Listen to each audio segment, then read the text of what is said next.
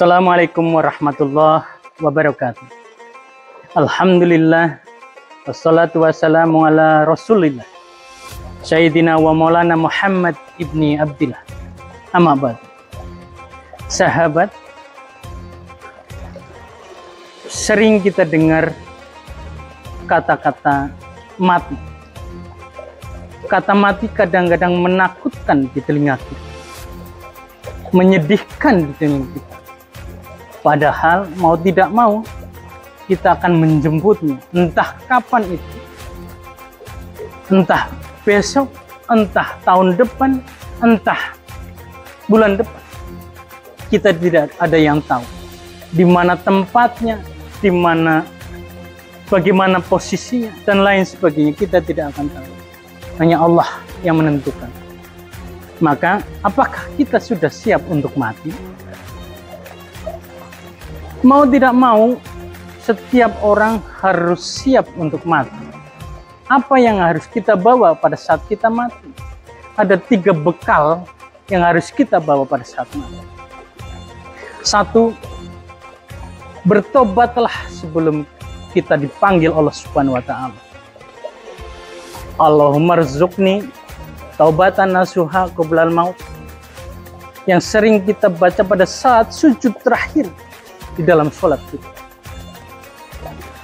Dengan kita selalu bertobat kepada Allah, memohon ampunan agar kita saat dipanggil telah mendapatkan ampunan. Yang kedua, berbaik atau banyak amalan solehah. Bawalah amalan solehah itu, perbuatan baik saat sholat terakhir, sujud terakhir. Kita sering membaca Allahumma inna nas'aluka husnul khotimah, menjadi orang-orang yang baik, menjadi orang-orang yang husnul khotimah. Bagaimana kita menjadi orang-orang husnul khotimah? Bukan pada saat mati kita didoakan husnul khotimah, tapi pada saat hidup kita menjadi orang-orang yang husnul khotimah. Banyak melakukan amalan-amalan solehah. Itulah yang akan kita bawa bekal sebagai pada saat kita nanti mati. Selain yang itu 2 tadi, yang terakhir adalah investasi. Kok investasi? Investasi untuk ke akhirat. Apa saja itu investasi yang bisa dibawa ke akhirat?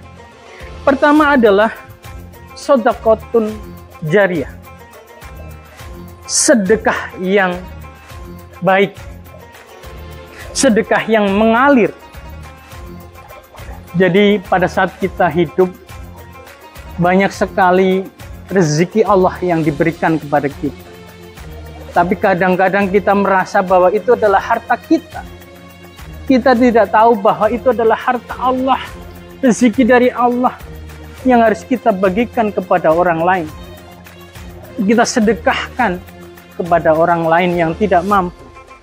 Kita bangunkan masjid, kita bangunkan pesantren, dan lain-lain yang sifatnya adalah jariyah, mengalir. Dia tidak akan pernah mati. Walaupun jasad kita sudah mati, tapi dia tetap mengalir. Yang kedua adalah ilmu yuntafa'u bih, ilmu yang dimanfaatkan. Kenapa ilmu yang dimanfaatkan? Apakah ada ilmu-ilmu yang tidak dapat dimanfaatkan? Ada. Ilmu yang tidak dimanfaatkan maka dia tidak terpakai. Walaupun itu sudah diciptakan, tapi tidak mengalir ke bawah, tidak dimanfaatkan oleh anak keturunan kita. Tapi kalau ilmu yuntafa'u bih, ilmu yang dimanfaatkan adalah ilmu-ilmu yang dari orang tua kita, kemudian diturunkan kepada kita, diturunkan lagi kepada anak cucu kita. Ilmu-ilmu dari Nabi besar Muhammad SAW, kemudian diturunkan kepada sahabat-sahabatnya, diturunkan kepada umat-umatnya, sampai ke kita sekarang. Itulah ilmu yang dimanfaatkan, yang akan terus mengalir amalnya. Ada seorang pencipta fisika misalnya, pencipta ilmu kimia, dan lain-lain yang sekarang masih dimanfaatkan, penemu lampu listrik dan lain sebagainya. itu adalah ilmu-ilmu yang masih bisa dimanfaatkan sampai dengan sekarang, maka amalannya itu mengalir sampai sekarang. Sahabat, marilah kita coba belajar dari orang-orang yang berilmu, memberikan ilmunya kepada orang lain, menyampaikannya kepada orang lain, kemudian orang lain bisa memanfaatkannya sampai sekarang. Maka amalan itu akan selalu mengalir terus sampai dia meninggal pun amalan itu akan mengalir. Dan yang ketiga, sahabat, adalah anak-anak yang soleh. Anak soleh itu doanya kepada orang tua akan tersampaikan meskipun jasad kita sudah ada di kuburan. Doa-doa anak soleh akan terus mengalir. Maka bagaimana sahabat bisa menciptakan anak-anak kita menjadi anak-anak yang soleh? Begitu senangnya kalau anak-anak kita pandai membaca Al-Quran, pandai menghafal Al-Quran, sehingga amalan-amalan itu akan terus mengalir kepada orang tuanya. Dia akan selalu berdoa kepada orang tuanya pada saat dia masih hidup. Robbi firli wali walidayya warhamhuma kama rabbayana shaghira. Pada saat orang tuanya meninggal, dia akan selalu kirim doa Al-Fatihah.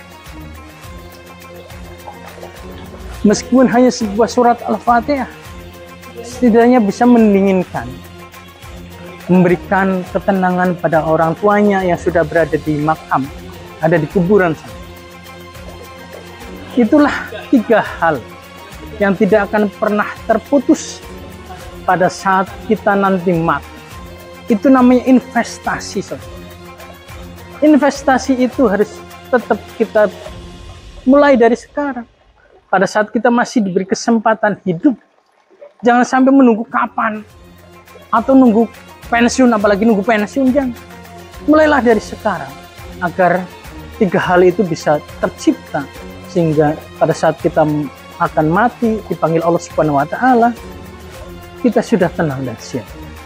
Demikian sahabat, semoga bermanfaat. Akhirul kalam, wabillahi taufiq wal hidayah. Assalamualaikum warahmatullahi wabarakatuh.